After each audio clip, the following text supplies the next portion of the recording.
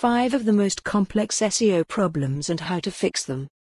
Today, running a thorough and comprehensive SEO campaign is paramount for ranking.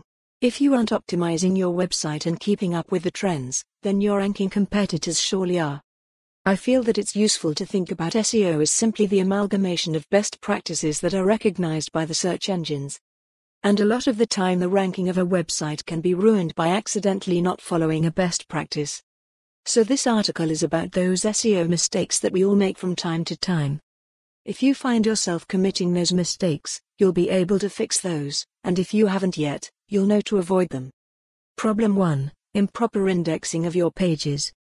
What it is, we all want Google to rank our pages higher. But Google's hands can't rank what its bots can't see. The best way to see if you have any indexation issues is to use Google Search Console. In the absolute vast majority of cases, your indexation problem will be internal. Perhaps the page hasn't been allowed in your robots.txt file by a developer working on the page, or a NOINDEX tag has been added to a page. A DNS error or a 404 error are the most likely culprits for your pages not being indexed, and Search Console will show as much in its error column.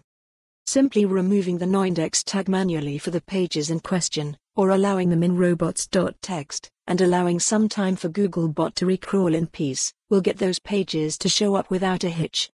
If you end up in a situation where the entirety of your website is patently crawlable, with index tags, but still the actual Google search gives you only a fraction of the results you expect, you might have been hit by a manual action. Start the recovery process by running a full website-wide audit.